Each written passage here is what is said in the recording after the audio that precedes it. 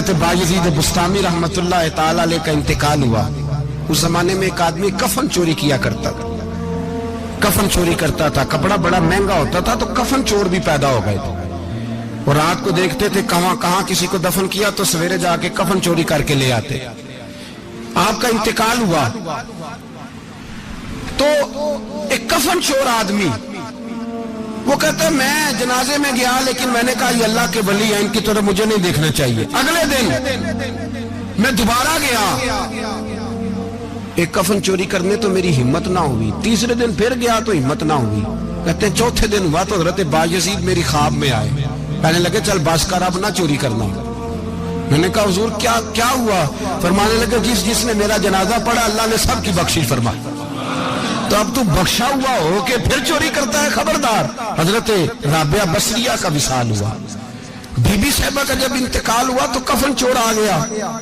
तो कहते जब मैंने कब्र में हाथ डाला ना, कफन को एक समझ ले फट्टा उतार के कफन को हाथ डाला, तो बीबी साहिबा बोल पड़ी, कहने लगी छोड़ दे,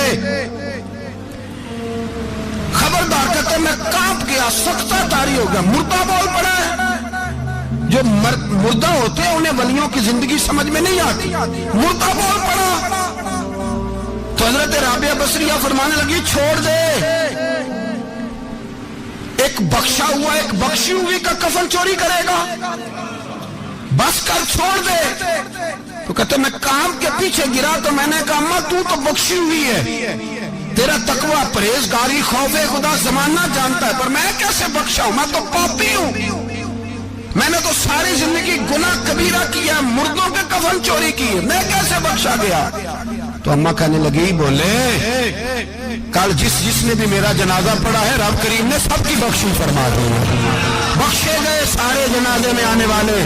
अल्लाह अपने बंदों को ये शान अता फरमाता है। मेरे हजरत किबला आलम दोस्तों, ध्यानदारी से कहता हूं, मस्जिद में बैठा हूं इस वक्त, अगर वो वाली सीरत जो किताबों में हम वलियों की पढ़ते हैं वो अगर किसी शख्स में पाई जाती है तो वो मेरे शेख में पाई जाती है, मेरे हजरत में। अभी आप जब आए, लोग कहते हैं आपकी आखिरी मुलाकात कब हुई, तो मैं कहता हूँ आखिरी हुई नहीं, कभी ना कभी होगी। ये कैसे हो सकता है? माली दा कम पानी देना, फल पक्के होन या कच्चे, पीर मुरीदां दे सिर ते रहिंदा है, वो झूठे होन या सच्चे। हमारी तो मुलाकात आखिरी की, हम तो जन्नत में भी इकट्ठे रहेंगे, उनके कदमों में रहेंगे। और हम अल्लाह से दुआ मांगते हो जन्नत मेरे किस कारी जिथे यार नजर ना आवे, ओ दोज़ख मैनू लख बहिश्ता जिथे सोना आवे जावे, तो वहां भी इकट्ठे होंगे। मैं अभी आखिरी दफा जब गया तो ये अजीज़म अबरार भी मेरे साथ थे, इजाजत ही 2 लोगों को मिली वहां तक जाने की, आप कराची तशरीफ फरमाते तो मेरे साथ थे। 2 घंटे हम बैठे रहे, बेखबर हो जो गुलामों से वो आका क्या, 6, 7, 8 घंटे इंतजार करना पड़ा, शिकन भी नहीं आया। निका जी कहते हैं उसे बिठाओ बिठाओ, तो बंदा किसी जगह का अपने आप को कुत्ता भी कहे, तो कुत्ते तो बेचारे सारी दिहाड़ी बाहर भी नौकरी कर जाते हैं, ये भी नहीं कहते मैंने अंदर आना है, वो तो कभी कहते ही नहीं। उन्होंने कभी कहा है बंदा सग भी कहलाए और फिर वो ड्यूटी भी और तरह की करे, नवाबों जैसी ड्यूटी करना और बात दरवेशी और गुलामी की करना, ये कैसे 2 बातें तो नहीं होती, बात तो एक होती है। ਜਿਹੜੀਆਂ ਖਸਮਾਂ ਦੀ ਵੇਚਣ ਅਜ਼ਾਬ ਵਸਣ ਭਾਗ ਜਾਗ ਜਾਂਦੇ ਉਹਨਾਂ ਗੋਲੀਆਂ ਨੇ। कई घंटे इंतजार किया तो कई लोग आए, हजरत कब आएंगे, चले गए, कई आए। तो वहाँ एक मौलाना बूढ़े बैठे थे, मौलाना इसराइल उनका नाम था, तो मुझे कहने लगे मौलाना आपने नहीं जाना? मैंने कहा जी हमने कहाँ जाना है, हम तो यहाँ रहने के लिए आए हैं। जब उनकी 1-2 शख्स ने थोड़ी सी मेरे ऊपर तनकीद की नजर भी डाली कि ये कब से आया है, तो कुछ होता तो मुलाकात ना होती, और हम हैं भी नहीं, हम कुछ भी नहीं। हमारा तो 4थे दर्जे के नौकरों में नाम आ जाए तो बड़ी बात है। 4थे दर्जे के नौकर, नौकरों को भी किस में होती है ना, एक सेक्रेटरी होता है, एक चौकीदार होता है, उनके पास भी चाबियां वाबियां होती हैं, एक बार वाला होता है, एक 4थे 5वें दर्जे का नौकर होता है जिसको कभी कभी बताया जाता है चल गाड़ी धो दे, चल तू आ जा। हम तो 4थे दर्जे के नौकर बनने को भी भाई बड़े तैयार हैं और ईमानदारी से तैयार है, वो रख ले बस मेहरबानी। तो हजरत बैठे रहे, देर हो गई, थक जाता हूं, थक गया, बात आगे निकल गई। अब बैठे थे तो तन्हाई थी, मजमा हुआ ना, जब मजमा पार महफिल पे हजरत हमें नहीं मिले, बाहर सीधे मजलिस पे कई सालों के बाद मुलाकात हुई। चिर होया मैनू तरले लेंदे, कदी मोड़ मेरे वल वागा, ख्वाब मेरी एक बार जे आवे, मैं सारी उम्र ना जागा। देर हो गई, मैं बड़ा तरसा हुआ बैठा था, कई घंटे बीत गए, बैठे रहे। मर्जी है ना जी, यही रस बोले थे, ओदी मेहरबानी। तो देर के बाद जब वहां पहुंचे ना, स्टेज पे सामने हजरत के पास, हजरत स्टेज पे आ गए, तो मेरी तबीयत है कि मैं जब अपने शेख के पास बैठता था तो सबसे पीछे बैठने की कोशिश करता था, इसलिए कि बढ़ बढ़ के आगे होना कमाल नहीं, को पकड़ के आगे करे तो फिर भी थोड़ी सी नौकरी कबूल होने की बात समझो। पीछे बैठ गए हम लोग, मैं भी और अबरार भी, हम पीछे बैठ गए। अब वहां उलमा और मशाइख का ढेर लगा हुआ था। हजरत की नजर बज़ाहिर खासी कमजोर है, लेकिन जब बैठे तो ये मेरे साथ मौजूद थे, आप गवाही ले सकते हैं। हजरत ने फौरन नकीबे महफिल से कहा कि वो पीछे बैठा, उसे तो आगे बुलाओ। तो मैं जब उठा ना, तो आप यकीन करें मेरा दिल करता था फाड़ डालूं कपड़े और मैं यहाँ लोगों को बताऊं कि बेखबर हो जो गुलामों से, वाक़ा क्या है। हम लोग आगे गए और जब मैं स्टेज पे उनके कदमों में बैठा तो मुझे कहने लगे बच्चे को भी बुलाओ जिसको साथ लाए हो। और जब मैं बैठा, ईमानदारी की बात, मैंने सलाम ली कान में, मैंने कहा हुजूर तबीयत कैसी है? फरमाने लगे तू जब से आया है मुझे तब से पता है तू बैठा है, तू जब से आया है मुझे तब से पता है, अब कल वापस चले जाना और जाके वहां दीन की नौकरी करना, तू जब से आया है मुझे तब से। मुझे फरमाने लगे कि तू जब से आया है ना मुझे तब से पता है, जाओ नौकरी करो। और एक जुमला कभी नहीं भूलता, फरमाने लगे मैं तो तुम्हारे साथ ही होता हूँ। बस बात खत्म हो गई, मामलात हल हो गए। बातें बड़ी हैं, जो करूं तो क्या करूं, कहो तो राज़े हयात कह दूं, हकीकत कायनात कह दूं, वो बात कह दूं जो पत्थरों के दिलों को भी पाश पाश कर दे। मुझे एक शख्स कहने लगा हर स्टेज पे छाए हुए नजर आते हो। मैंने कहा क्या करूं, सबसे पीछे बैठा होता हूं, सबसे पीछे, लेकिन वक़्त का गौस उठा के जिसको स्टेज पे बिठाए उसे पीछे कौन बिठा सकता है। हम वो गिड़ियां गुड्डियां अब पे ही उड़ियां। हमने उनकी जिंदगी में रानाई देखी है, गरीब परवरी देखी है। मैं इतना बड़ा नजराना नहीं कभी उनको दे सका। मैं किसान का बेटा हूँ, मैं तो अभी 9th क्लास में था, मेरे अब्बा जी पर्दा कर गए थे। मैंने बड़ी गुर्बत में वक्त गुजारा है, लेकिन मुझे उनके अरब और खरब पति मुरीद हैं। खरब वहाँ लोग करोड़ों रुपया लेके लाइनों में खड़े होते हैं। मैं गरीब बाप का बेटा और मुस्तार जिंदगी, लेकिन मैंने उन्हें इज्जत देते देखा है। मैंने देखा है वो करीब बुलाने वाले, वो प्यार करने वाले। मैंने उनकी गरीब, लोग कहते हैं मेरा पीर गरीब नवाज है, और कसम अल्लाह की मेरा पीर गरीब नवाज है। मैंने गरीब नवाजी देखी है, मैंने वो रंग देखा है, मैंने वो जलवा देखा है। उनके नरगसी होंठ जब कभी कभी मेरे पेशानी का बोसा लेते तो मुझे यूं लगता कि अल्लाह ने जितनी खुशबू दुनिया में रखी थी मेरे शेख ने सारी मेरे वजूद के अंदर उड़ेल दी। बरेली से जब मेरी वापसी थी और मैं पलट रहा था तो मैं मुलाकात करने गया। मेरी तबीयत में ये रानाई थी कि खुदा खैर करे। मैं पलट रहा हूँ।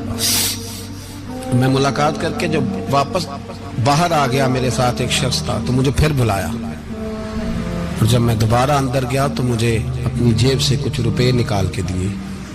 फरमाने लगे ये खर्च है आने जाने का, और कभी महसूस न करना। मुझे वो सब लोगों के बीच में देते तो मेरे लिए एजाज था, लेकिन मेरे जैसे गरीब को नवाजना भी और उसकी इज्जत का भी ख्याल करना, ये मकाम, ये रंग, मेरे पास करोड़ों बातें हैं। बल्कि मैं साफ कहूंगा कि उन्हीं की महफिल सवारता हूं। चिराग मेरा है रात उनकी, मैं उन्हीं के मतलब की कह रहा हूँ। जुबान मेरी है बात उनकी। लोग अपने अब्बे की गद्दी पे बैठ के बड़े लोग होते हैं, لیکن میں نے بتایا کہ میرے ابا جی کسان تھے، کسی بڑی گدی سے تعلق نہیں، میں کسی جماعت میں کبھی نہیں گیا، کوئی سہارا نہیں لیا۔ مسجد بھی وہ ہے جہاں جب میں آیا تھا تو 3 لوگ نماز کے لیے ہوتے تھے، تو کبھی تیسرا ڈھونڈنا پڑتا تھا۔ جتنے جلوے، جتنی رانائیاں، جتنا حسن، جتنی تازگیاں، اور میرے عزیزوں کے چہروں پر یہ جو نورانیت کا حسن آپ کو نظر آتا ہے نا، یہ میرے حضرت کی ہونٹ سے نکلی ہوئی صرف ایک دعا کا صدقہ ہے، صرف ایک دعا کا صدقہ ہے، صرف ایک دعا کا صدقہ۔ تو بھائی وہ کبھی کبھی یہ شعر پڑھتے ہیں نا میرے عزیز، تو وہ میرے لیے پڑھتے ہیں، میرے لیے شعر پڑھتے ہیں کہ جے کر سائیں وسون کچجیاں نو پھر کیڑا مائی دا لال اجاڑ سکدا ہے، جے کر سائیں وسون کچجیاں پھر کیڑا مائی دا لال۔ طاقت ہے کسی کی، ہمارے سامنے بھی کوئی کھڑا ہو سکتا ہے، کوئی باطل کوئی ہمارے سامنے بھی کھڑا ہو سکتا ہے۔ آپ یقین کریں جتنا دم خم اللہ نے میرے شیخ کی وجہ سے ہمارے سینے میں رکھا ہے، جہاں ہم ہوتے ہیں وہاں ہم ہی ہوتے ہیں۔ میں کوئی سہارا نہیں لیا زندگی میں، کسی کا نام لے کے اپنے آپ کو اونچا نہیں کیا، بس یہ تیری نظر کا کمال ہے اور میری زندگی کا سوال ہے۔ اور اس نظر پہ میں نے کہا مریں گے تو کفن پہ بھی نام لکھائیں گے، اور مریں گے تو قبر پہ کتبہ بھی تیرے نام کا لکھائیں گے، اور یہی جلوے لے کر کے انشاءاللہ جائیں گے، اسی نام سے پہچانے جائیں گے، اور انشاءاللہ وہاں بھی غلاموں کا رنگ نرالا ہی ہوگا۔ باتیں ہو ہی نہیں سکی، بھی تو ایک پہلو کھلا ہے، ابھی تو دفتر پیچھے پڑے، انشاءاللہ پھر ایک نشست رکھوں گا، ان کی باتیں پھر چھیڑوں گا، اور یہ باتیں ہوتی رہیں گی انشاءاللہ تعالی۔ مجھے لوگ پوچھتے ہیں ہر تقریر میں کہتے ہو میرے حضرت فرماتے ہیں، تو میں نے کہا کیا کروں، میں تو فرماتا ہی نہیں۔ آپ یقین کریں تیاری کوئی کرتا ہوں، جمعہ میں تقریر کوئی اور ہو جاتی ہے، وہاں کچھ اور، کتابیں کچھ اور دیکھ کے آتا ہوں، یہاں کچھ اور ہو جاتی ہے، پھر سمجھ آتی ہے کہ تو بولنے والا ہے ہی نہیں، کوئی اور ہے جو تجھے سبق پڑھاتا ہے، جو تجھے کہتا ہے اس طرح کر کے بات کر، اس طرح کر کے۔ ایک شخص مجھے ناروے سے رات فون کر رہا تھا، کہنے لگا حضرت صاحب آپ کی باتیں میرے سیدھے دل میں لگتی ہیں، اور یہاں بیٹھ کے صحیح ہو گیا ہوں، فیس بک پہ سن کے وجہ کیا ہے؟ میں کہتا مجھے بھی نہیں پتا، مجھے پتا ہو تو میں بتا نہ دوں، یہ مجھے نہیں پتا بھائی، مجھے کیا خبر کہاں یہ مسجد جو کہاں دنیا سے بھی دور ہے، اور کہاں ناروے، اور کہاں لندن، اور کہاں سارا زمانہ، اور کہاں یہ دنیا، ہمیں نہیں پتا۔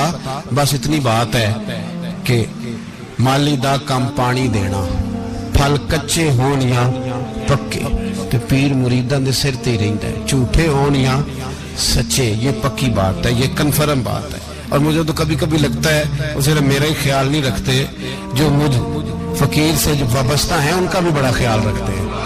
کئی دفعہ مجھے اپنے کئی عقیدت مندوں مریدوں کے پیچھے ان کے جلوے نظر آتے ہیں، مجھے ایسے لگتا ہے جیسے چھا گئی ہے ان پر میرے حضرت کی نورانیت، مجھے رنگ نظر آتا ہے اپنے درویشوں میں ان کے حسن کا۔ بس دعا کرے تا ابد آستانہ یار رہے، وہ آسرا ہے غریبوں کا۔ سرکار نے فلاح انسانیت کے لیے جو دوسرا کام کیا نا، وہ لوگوں کو احساس دلایا ہے کہ اگر غلطی ہو جائے تو تم نے بندوں کے سامنے اپنے آپ کو کلیئر نہیں کرنا، تم نے تو رب کے سامنے اپنے آپ کو کلیئر کرنا، اللہ کے سامنے تم نے بچنا ہے کہ میرا گناہ معاف۔ اور حضور احساس پیدا کرتے تھے۔ بخاری شریف میں قبیلہ غامدیہ کی اس عورت کا تذکرہ موجود ہے جو خود آئی تھی، کوئی گرفتار کر کے نہیں لایا تھا، از خود آئی، احساس پیدا ہو گیا نا گناہ کا۔ یہاں بہت ساری غلطیاں کر کے بھی لوگ جب اپنی بات کرتے ہیں تو کہتے ہیں کبھی یاد تو نہیں کسی کے ساتھ زیادتی کی ہو، یاد تو نہیں کبھی کسی کا، بھئی آپ نے اتنے بڑے ولی ہونے کا دعویٰ کر دیا۔ انسان تو انسان رہتا ہے، بڑے بڑے لوگ کہہ گئے کہ یا اللہ اگر انجانے میں بھی بھول گئے ہیں تو ہم سے درگزر فرما، لیکن جب ہم تیار ہی نہیں ماننے کو۔ حضرت انس بن مالک کہتے ہیں وہ خاتون آئی، کوئی پکڑ کے نہیں لایا، کسی 14 دنوں کے ریمانڈ پہ نہیں اسے منوایا گیا، اسے وہ خود بخود آئی، اور کریم محبوب علیہ السلام کے سامنے جب وہ کھڑی ہوئی تو اتنے درد سے میں نے کم لوگ روتے دیکھے ہیں جس درد سے وہ روئی۔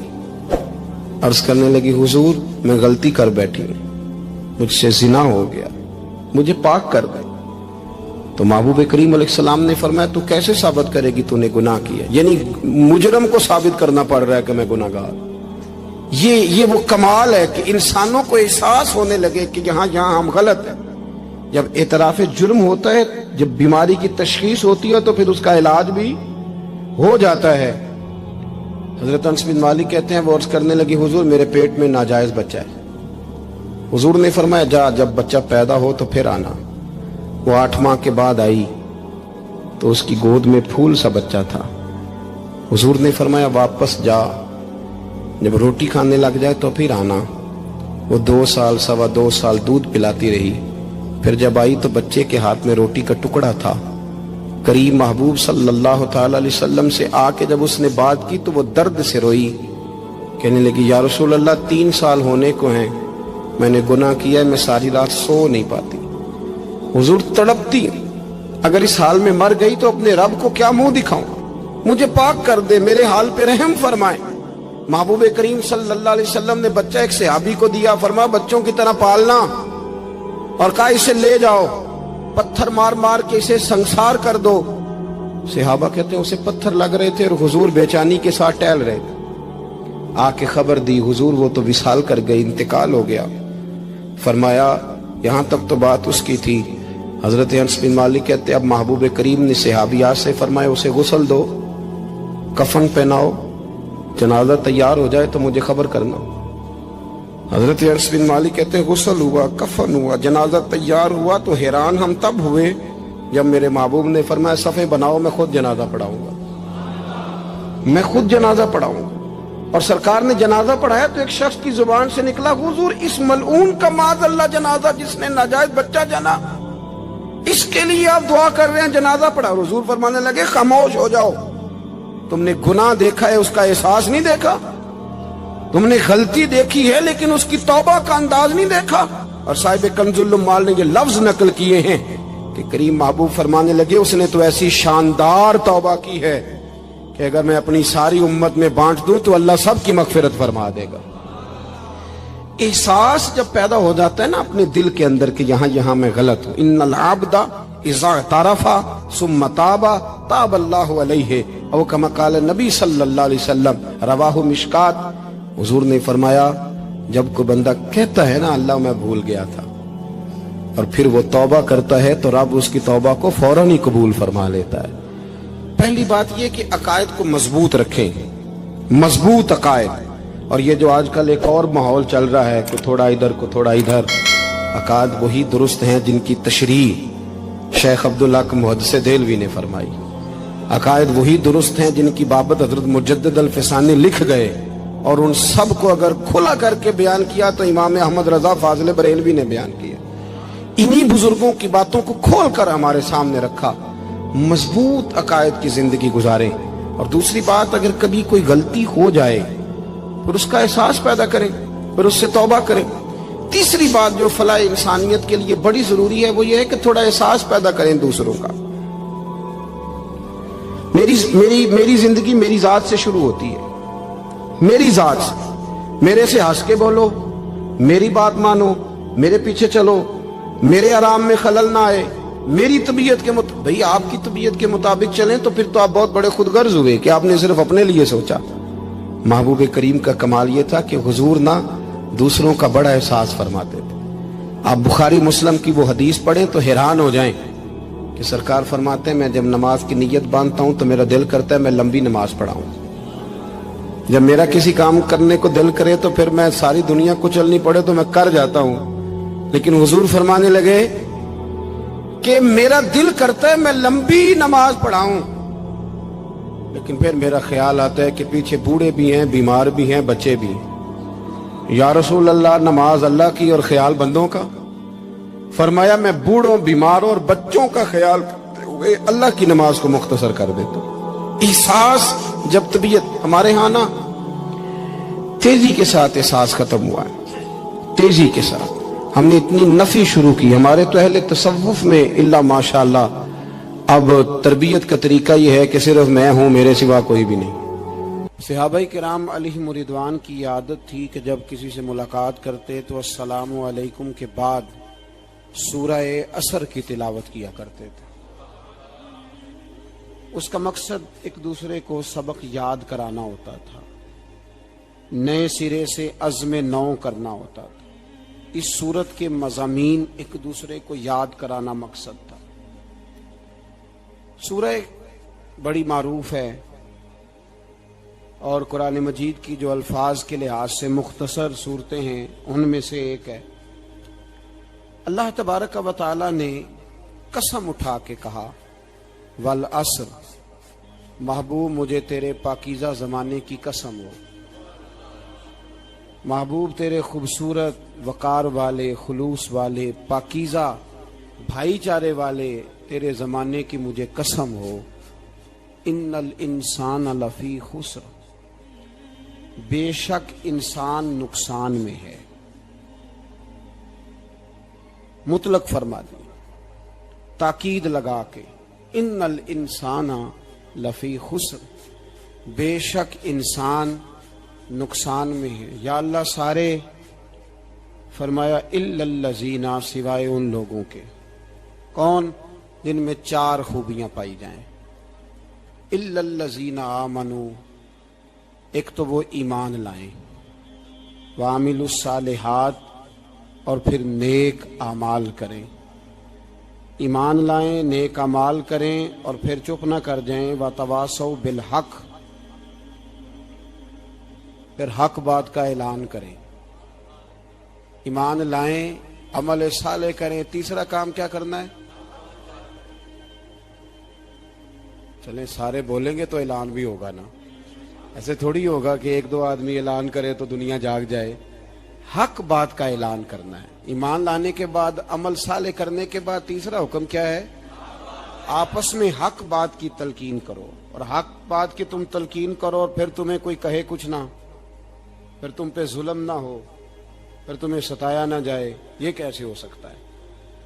پھر تم بڑے پاک صاحبزادے، پیرزادے، علامہ صاحب، سیاستدان، بیوروکریٹ بن کے بڑی ایک طرف ہو کہ آرام سے زندگی گزارو سارے، تم یہ کیسے ہو سکتا ہے؟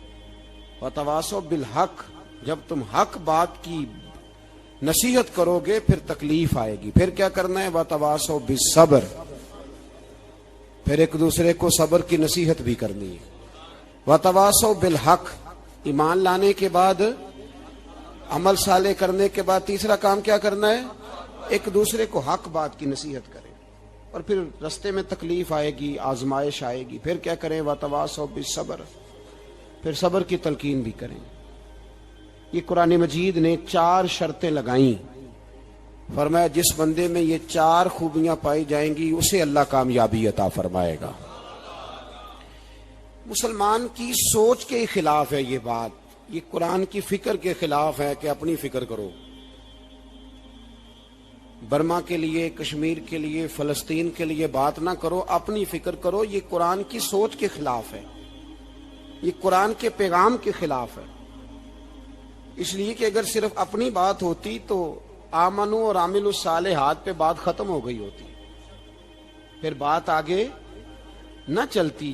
جب کہا گیا وتواصوا بالحق، حق بات کی تلقین کرنی ہے۔ اگر بات صرف اپنی ذات کی ہوتی تو ٹھیک ہو گیا تھا، نماز پڑھی، روزہ رکھا، حج کیا، ختم ہو گئی، لیکن میرے نبی پاک صلی اللہ تعالی علیہ وسلم نے ارشاد فرمایا، ایک بستی میں 2 3 4 نیک لوگ رہتے تھے۔ میرے پیارے کریم رسول فرماتے ہیں 3 4 بڑے پرہیزگار، متقی، صاف ستھرے صوفی صاحب، درویش صاحب، علامہ صاحب، بڑے جو کہتے تھے بالکل جی میں کوئی بات نہیں کرتا، کسی بادشاہ کو نہیں چھیڑتا، میں تو بس لوگوں کو اللہ اللہ بتاتا ہوں، میرا کوئی تعلق نہیں، کوئی مرے کوئی جیے، بڑے نیک صاف ستھرے پرہیزگار۔ باقی ساری بستی گناہ کرتی تھی۔ نبی پاک علیہ السلام فرماتے ہیں رب کریم نے کچھ عرصے تک مہلت دی، پھر مشیت خداوندی، اللہ کا قانون حرکت میں آیا تو کہا جبریل ساری بستی تباہ کر دو، تباہ کر دو۔ اللہ مہلت دیتا ہے، مہلت دیتا ہے۔ ہم لوگ سمجھتے ہیں نہیں ہماری سیاسی چالیں صحیح چل رہی ہیں، اللہ مہلت دیتا ہے۔ رب کریم نے فرمایا جبریل انہیں تباہ کر دو، تو حضرت جبریل امین علیہ السلام نے عرض کی مولا وہاں تو تیرے 3 4 بڑے نیک بندے بھی رہتے ہیں، بڑے پرہیزگار، سچ بولنے والے، دیانتداری والے، حاجی صاحب، نمازی صاحب، صوفی صاحب، پیر صاحب، بڑے خوبصورت، ان کا کیا کریں؟ تو میرے محبوب پاک علیہ السلام فرماتے ہیں رب کریم نے فرمایا سب سے پہلے انہیں تباہ کرنا۔ سب سے پہلے انہیں سب سے پہلے، اور الٹ دو بستی، پہلے ان کا نمبر لگاؤ۔ یا اللہ ان کی کیا غلطی ہے؟ تو غلطی سن لیں، غلطی یہ ہے کہ انہوں نے 2 صفتیں پیدا کی ہیں، اگلی 2 پیدا کیوں نہیں کی؟ الا الذین آمنوا وعملوا الصالحات پہ روک کیوں گئے؟ آگے کیوں نہیں بڑھے؟ اللہ کریم نے فرمایا جبریل دیکھو نا، میری نافرمانی ہوتی رہی اور ان کے چہرے پر کبھی شکن تک نہیں آیا، لوگ میرا قانون توڑتے رہے، انہیں کبھی برا ہی نہیں لگا، گناہ دیکھ کر کبھی خیال ہی نہیں آیا بدلنے کا۔ میرے بھائی امت مسلمہ اپنے لیے تو آئی نہیں دنیا میں، نبی پاک کی اس لیے تھوڑے آئے تھے کہ پیسے کمائیں، دنیا داری کریں، جھوٹ سچ ماریں اور رخصت ہو جائیں، بچے پیدا کریں۔ یہ کام تو ہندو سکھ بدھ مت سارے کر رہے ہیں، تو فقط اس کام کے لیے تھوڑی آیا ہے۔ کنتم خیر امت اخرجت للناس، اللہ فرماتے ہیں میرے محبوب کے غلاموں تم بہترین امت ہو، میں نے تمہیں امتوں کے بھلے کے لیے پیدا فرمایا ہے، تمہیں لوگوں کی امامت کے لیے دنیا میں بھیجا ہے۔ اے نوجوان مسلم، کبھی یہ تدبر بھی کیا تو نے؟ وہ کون سا گردو ہے جس کا ہے تو ایک ٹوٹا ہوا تارا؟ تو نے کبھی سوچا ہے تو کیا ہے؟ پتا ہے تجھے؟ روزی کماؤ، روٹی کماؤ، اور اب تو بہت سارے لوگ جھوٹ کی دنیا میں زندہ ہیں، جھوٹ بولتے ہیں اپنے آپ کے ساتھ، دائیں بائیں فراڈ کر رہے ہیں اپنی ذات کے ساتھ، خول بنا لیا اس میں بند ہو گئے، باہر ہی نہیں نکل۔ اپنے ملک کی سوچو، اپنی بات کرو۔ علامہ اقبال نے پتہ کیا کہا تھا؟ اقبال نے، یہ سنو، جو لوگ کہتے ہیں پہلے پاکستان، برما کے مسلمان بعد میں کشمیر کے مسلمان پہلے سنو اقبال کیا کہتے ہیں۔ اقبال کہنے لگے ان تازہ خداؤں میں بڑا سب سے وطن ہے، ان تازہ خداؤں میں بڑا کون ہے؟ وطن کی محبت ایمان کا حصہ، اس میں شک نہیں، لیکن اگر اسلام سے پہلے وطن آ گیا تو اقبال کہتے ہیں ان تازہ خداؤں میں بڑا سب سے وطن ہے، اور جو پیرہن اس کا ہے وہ مذہب کا کفن ہے۔ فرماتے ہیں جو وطن اوڑھ لیتا ہے اس نے اپنے مذہب کو دفن کر دیا۔ سب سے پہلے پاکستان نہیں، سب سے پہلے رسول اللہ کا دین ہے، سب سے پہلے قرآن ہے، سب سے پہلے نبی پاک کا فرمان ہے، سب سے پہلے امت مسلمہ ہے۔ ان تازہ خداؤں میں بڑا سب سے وطن ہے، جو پیرہن اس کا ہے وہ مذہب کا کفن ہے۔ اور اقبال کہنے لگے قوم مذہب سے ہے، مذہب جو نہیں تم بھی نہیں۔ قوم مذہب سے ہے، مذہب جو نہیں، کوئی نہیں سمجھ آ رہی آپ کو میری بات؟ قوم کس سے ہے؟ پاکستانی ہونے سے، پنجابی ہونے سے، سندھی بلوچی پٹھان ہونے سے؟ نہ، قوم مذہب سے ہے، اور مذہب جو نہیں تم بھی نہیں۔ یہ کیسے ہو سکتا ہے کہ مذہب نہ ہو اور بندہ زندہ رہے؟ یہ کیسے ہو سکتا ہے؟ بھائی کافر نے اصل میں جاگ ہی نہیں رہا، میں جاگتا ہی نہیں، میں جیب کی سوچتا ہوں، مسجد کی سوچتا ہوں، خانقاہ کی سوچتا ہوں، مدرسے کی سوچتا ہوں، دکان کی، سارا دن تو اس چکر میں لگا رہتا ہوں لوگوں کو ثابت کرنے میں کہ میں صحیح ہوں باقی غلط ہیں۔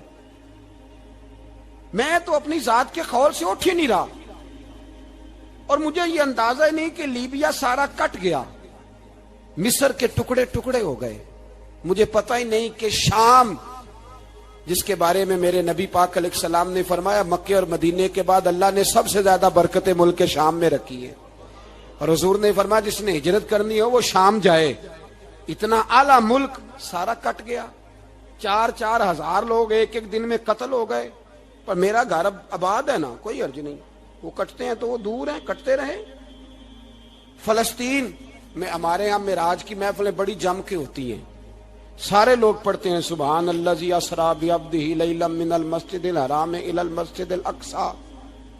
انہیں پوچھو روز قرآن مجید میں مسجد اقصی کا نام لینے والوں، تو مسجد اقصی کہتے ہو تو تمہیں اللہ کتنی نیکیاں عطا کرتا ہے، بتاؤ تو صحیح مسجد اقصی کدھر ہے؟ اور اب تو میری طرح کے مولوی آدھی حدیث سناتے ہیں، کہتے ہیں مسجد نبی میں ایک نماز پڑھو تو 50,000 کا ثواب، حرم شریف میں پڑھو تو 1,00,000 کا ثواب۔ مولانا حدیث یہاں سے شروع نہیں ہوتی، کھولو تو صحیح کنز المعال، پڑھو مسند امام محمد بن حنبل، حدیث تو یہاں سے شروع ہوتی ہے۔ میرے نبی پاک نے فرمایا مسجد اقصی میں جس نے ایک نماز پڑھی 25,000 کا ثواب۔ اور میری مسجد میں جس نے ایک نماز پڑھی 50,000 کا ثواب، اور اللہ کے گھر بیت اللہ جس نے پڑھی 1,00,000 کا ثواب۔ مسجد اقصی کا تو ذکر ہی چھوڑ گیا ہے، کیوں؟ وہ مسجد جس کی طرف منہ کر کے 15 سال میرے نبی پاک نے نماز ادا کی، کس نے؟ بولیے گا 15 سال تک، 2 ہجری میں 13 سال مکے میں، 2 سال مدینے میں، مسجد اقصی کی طرف جدھر منہ کر کے تیرے اور میرے رسول نماز پڑھتے رہے۔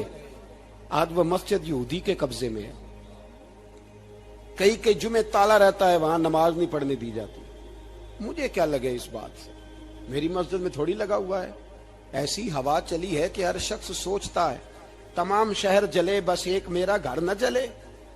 بھائی یہ وہ دور ہے جس دور میں ذرا سی بھی کسی شخص کو تکلیف ہوتی ہے تو عالمی میڈیا پہ بات جاتی ہے، موبائل جیبوں میں فوراً تصویریں کیش ہوتی ہیں۔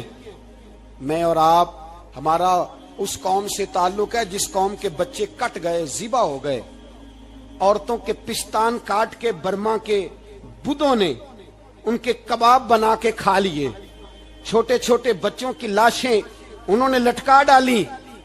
اور یہاں میں حکومت کی کیا بات کروں، یہاں کسی سیاستدان کو مکھی کاٹ جائے تو ہمارے پھٹے آباد ہو جاتے ہیں بحث کرنے کے لیے۔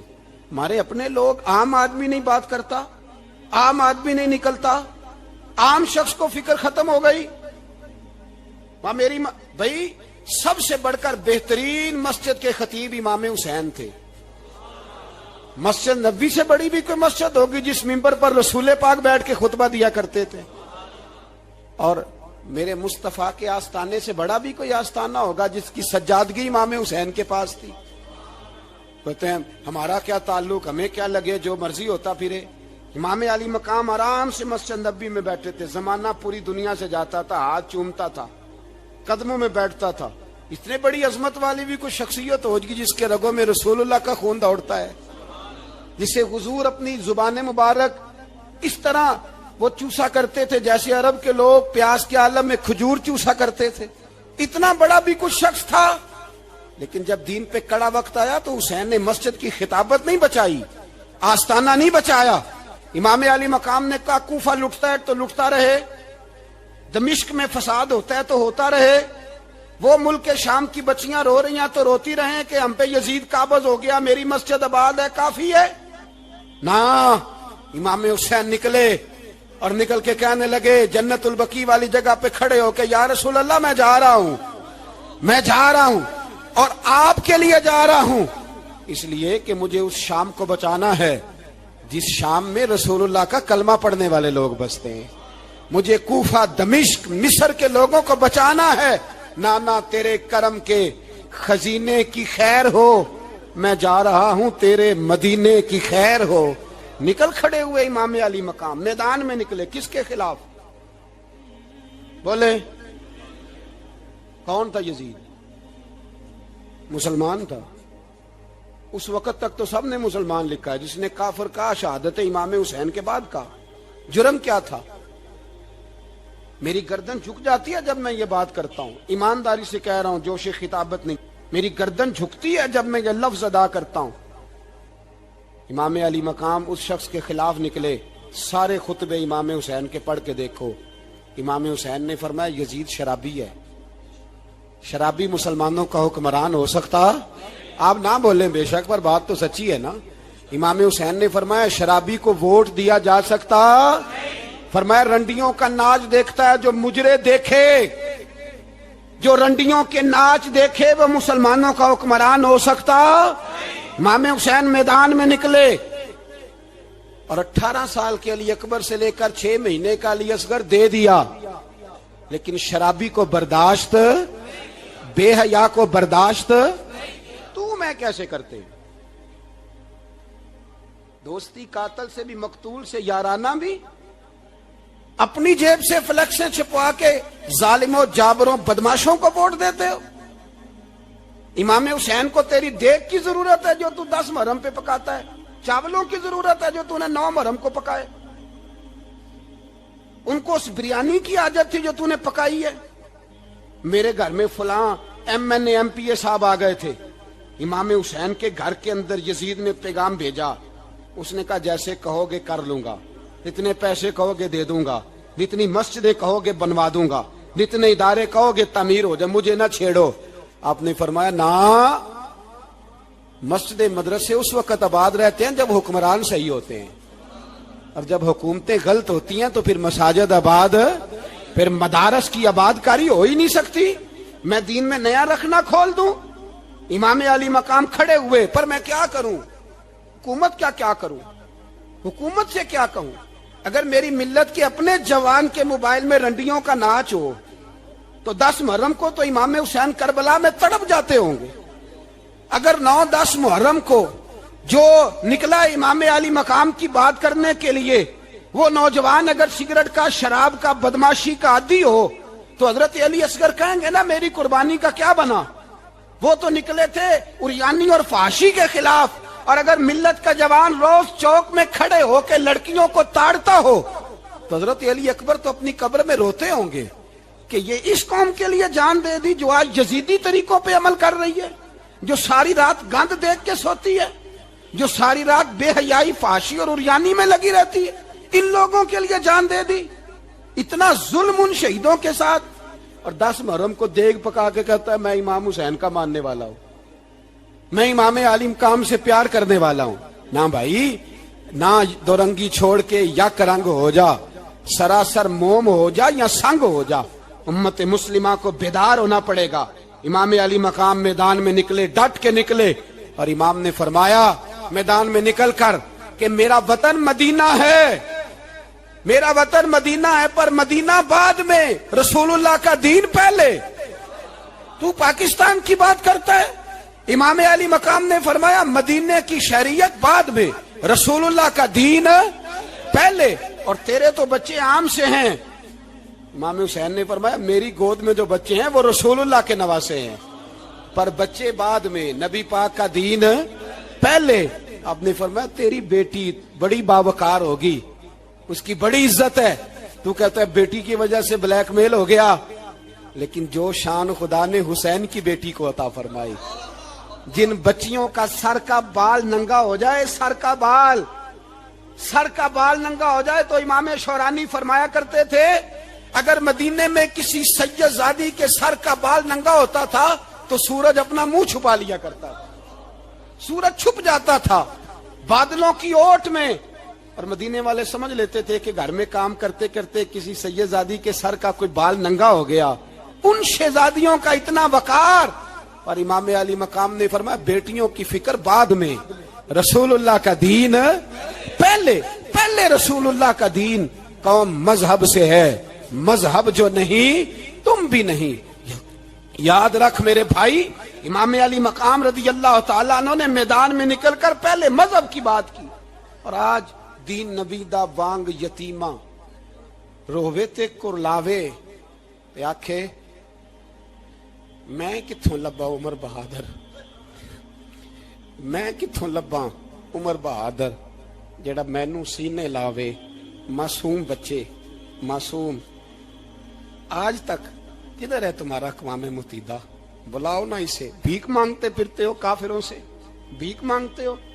بچہ شام کو گھر نہ آئے تو ماں دروازے پہ نظر لگا کہتی بیٹے ٹائم پہ آ جایا کر, مجھے نیند نہیں آتی, وقت پہ. برما کی اس ماں سے بھی جا کے پوچھو جس کا بچہ پلٹ کے آئے کوئی نہیں, آیا ہی نہیں, اس سے بھی پوچھو.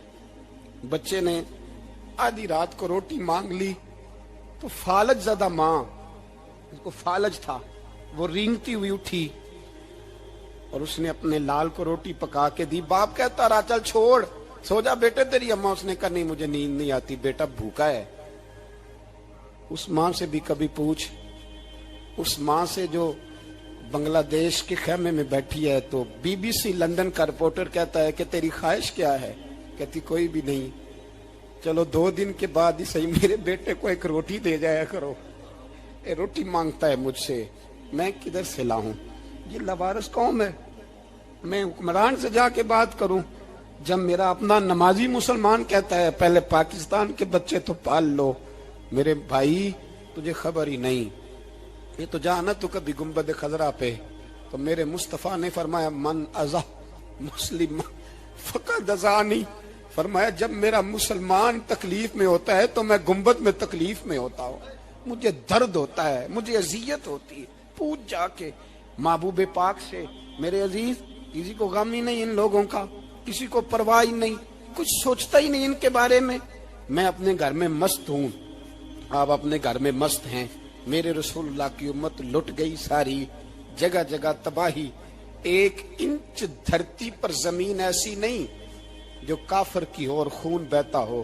ایک ریمنڈ ڈیوس امریکی کتا یہاں بند تھا مسلمانوں کے قتل میں، انہیں اپنی قوم کی اتنی فکر تھی، وہ راتوں رات چھڑا کے لے گئے۔ لیکن میری اور تیری بہن عافیہ صدیقیہ سالوں سے بند ہے۔ تڑپ کے پوچھا ہے مسلمانوں نے کہ اس کی غلطی تو بتاؤ، اس کا قصور نہیں پر وہ بند ہے، کوئی نہیں بات کرنے والا، کوئی نہیں۔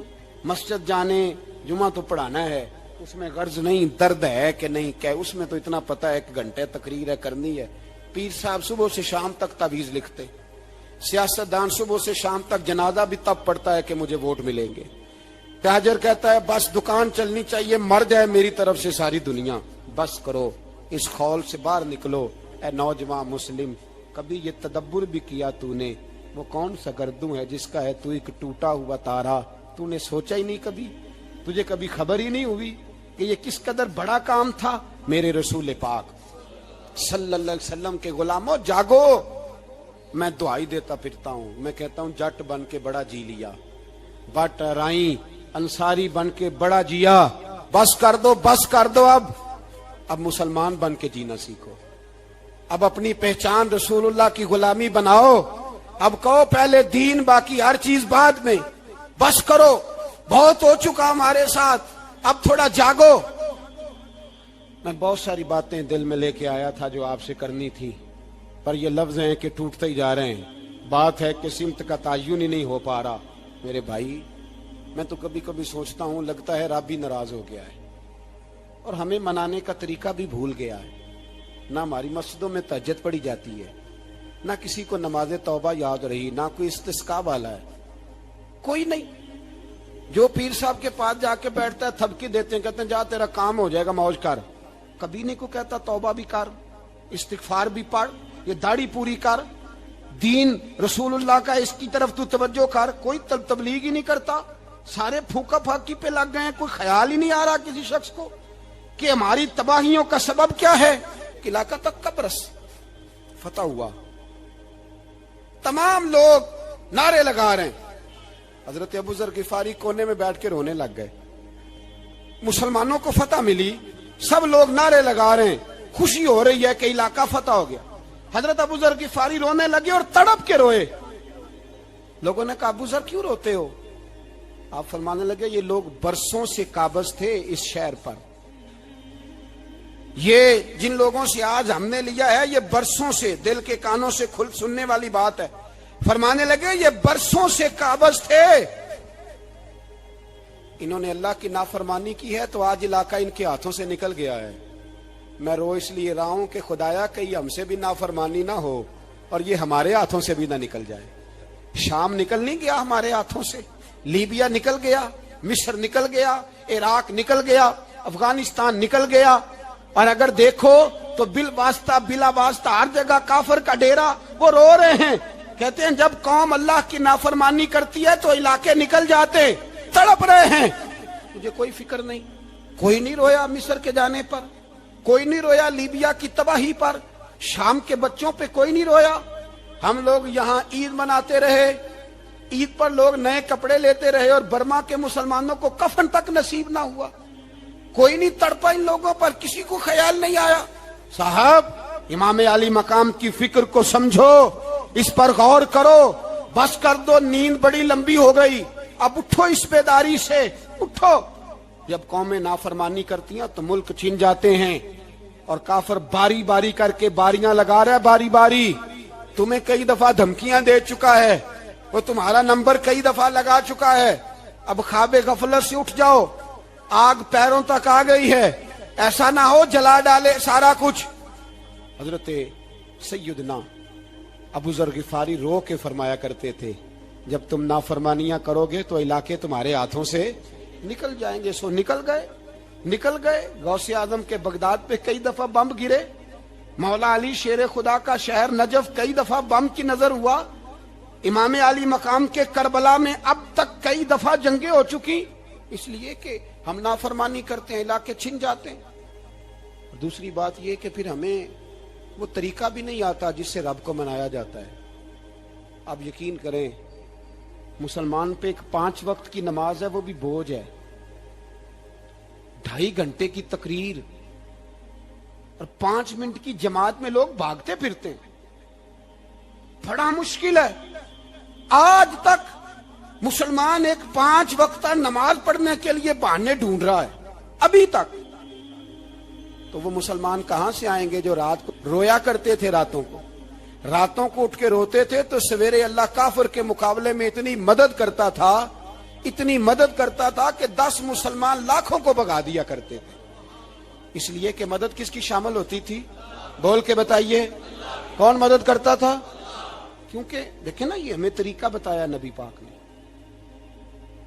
اللہ حضور سے راضی تھا کہ نہیں؟ یار اس پہ جلدی جلدی بولو. اللہ راضی تھا نا؟ تو بدر کی رات حضور کیا کرتے رہے ساری رات؟ جی ساتھ نہیں تھا اللہ؟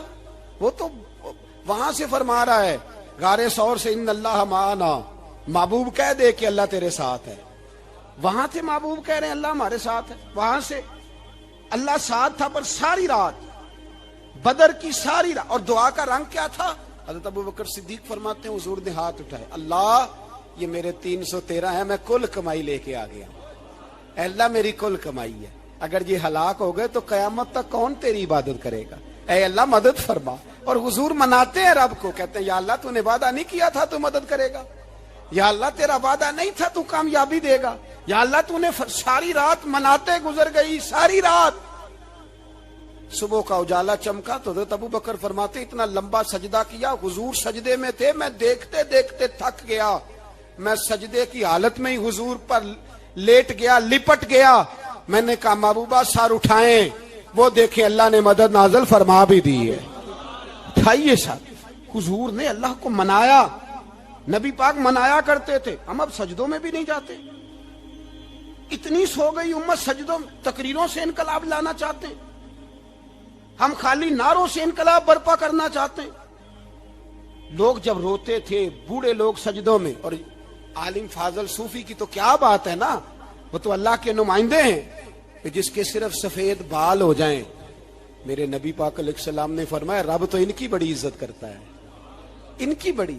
اور میرے نبی پاک نے فرمایا گناہگار مومن بھی جب دعا کے لیے ہاتھ اٹھاتا ہے تو اللہ فرماتا ہے فرشتوں اسے خالی نہ لوٹانا، مجھے شرم آتی ہے سے خالی. پر تو اٹھاتا ہی نہیں، تو اسے مناتا ہی نہیں، تو کبھی لپٹا ہی نہیں، تو نے کبھی کہا ہی نہیں کہ یا اللہ آ میں تجھے لے جاؤں. حضرت سعد بن ابی وقاص کے پاس قادسیہ کی جنگ ہو رہی تھی، کافر بلا رہا تھا آؤ اگر کوئی ہے تو آؤ مقابلے میں.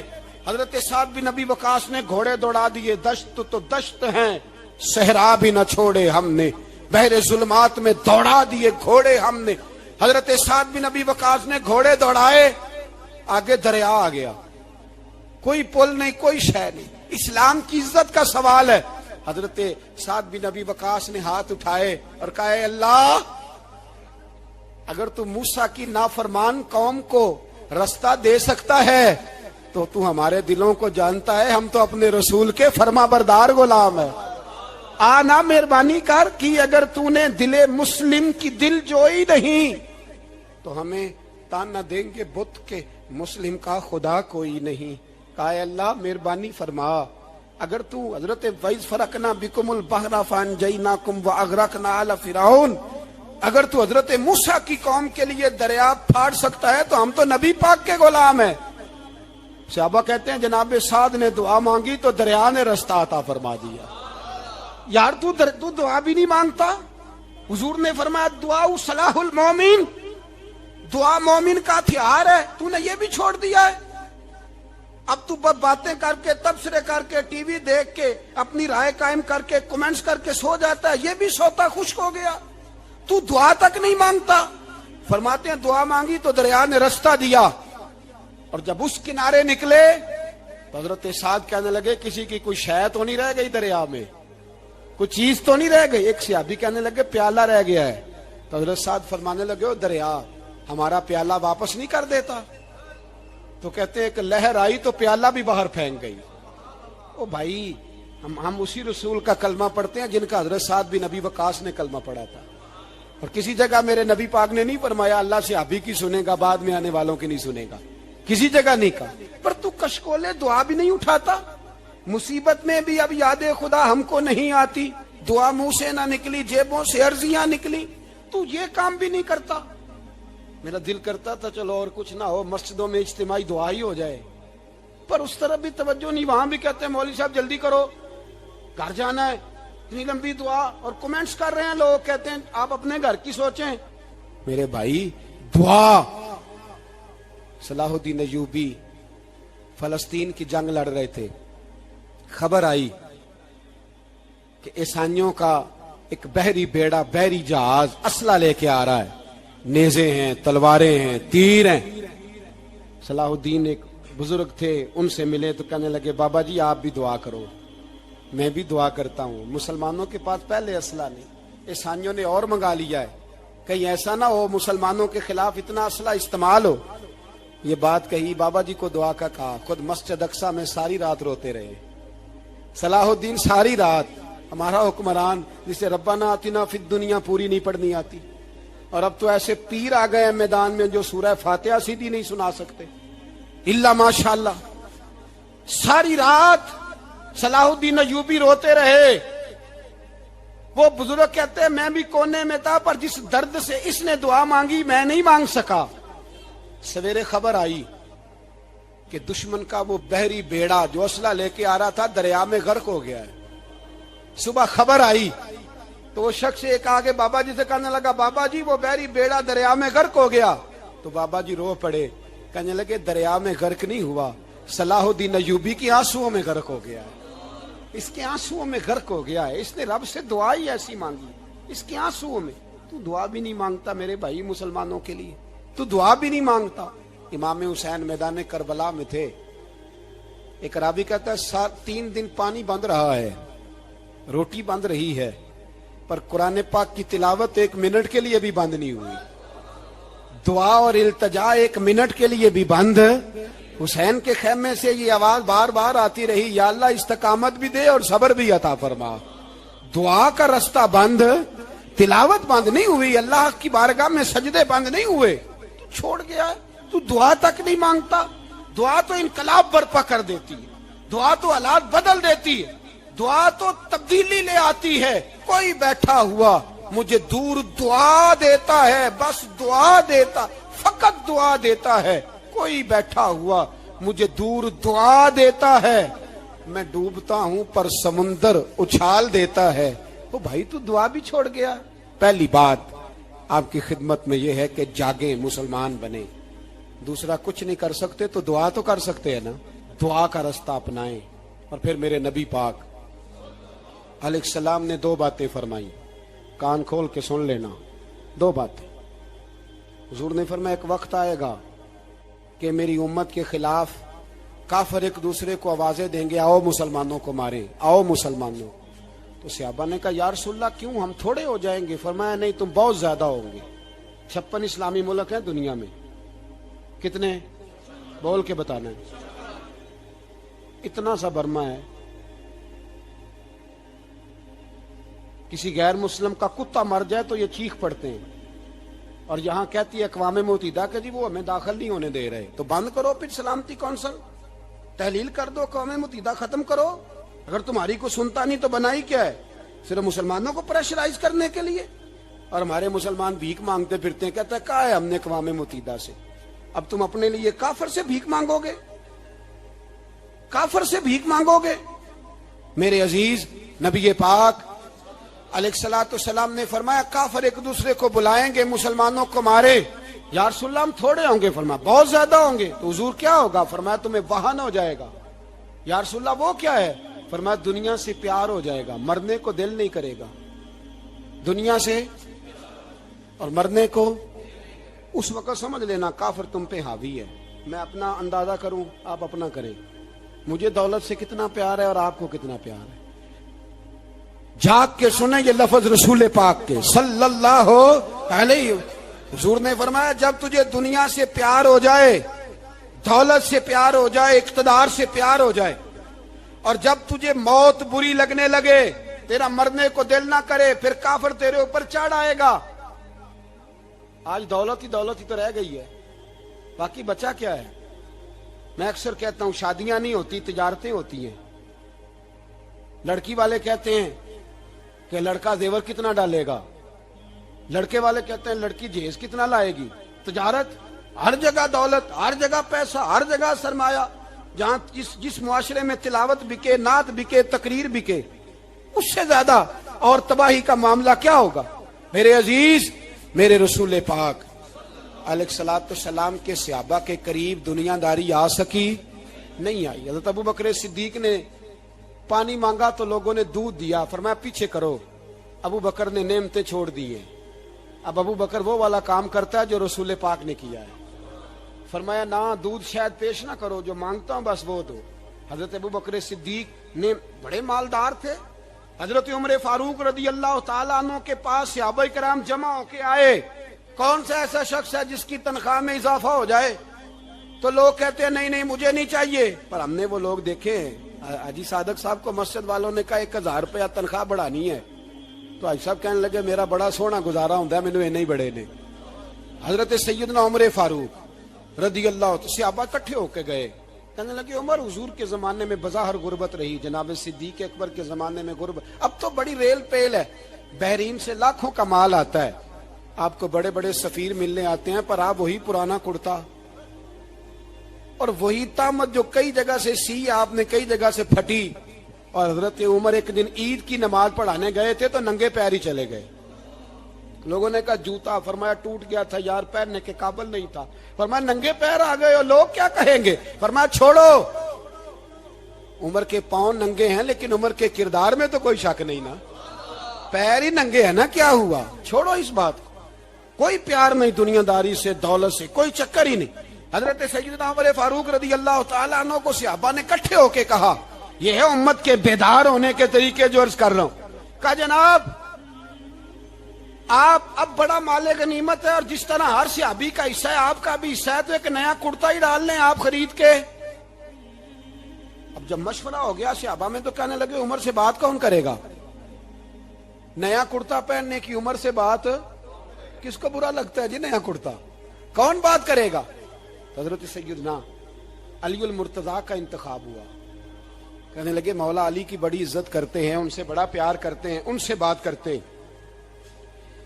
تو حضرت علی کو بلایا گیا، عرض کی حضور مہربانی فرمائیں، حضرت عمر سے کہے نئے کرتے کے لیے۔ آپ فرمانے لگے عمر میری بڑی قدر کرتا ہے، بڑی بات سنتا ہے، پر یہ والا کام نہیں میں عمر سے کہہ سکتا، یہ کسی اور سے کہو۔ تو کہنے لگے آپ رہنمائی کر دیں، کس کو کہیں؟ تو جناب علی المرتضیٰ فرمانے لگے اگر حضرت عائشہ صدیقہ سے کہو گے تو عمر فوراً مان جائے گا، وہ مومنوں کی ماں ہیں۔ صحابہ حضرت عائشہ کے پاس، اماں جی عمر کو بلائیں، ان کو کہیں بڑے بڑے سفیر آئے ہوتے ہیں، وہی پرانے کپڑے پہن کے بیٹھ جاتے ہیں۔ اللہ اکبر۔ حضرت عائشہ نے پیغام بھیجا، فرمایا عمر کو بلاؤ۔ عمر فاروق دوڑے ہوئے آئے، پردے کے پیچھے حضرت عائشہ کے پاس گھٹنوں کے بل، اماں جی دیر تو نہیں کر آیا میں آنے میں؟ حکم ہو، حضور کے گھر سے پیغام آیا، بڑے بڑے سفیروں کو چھوڑ کے بھاگے۔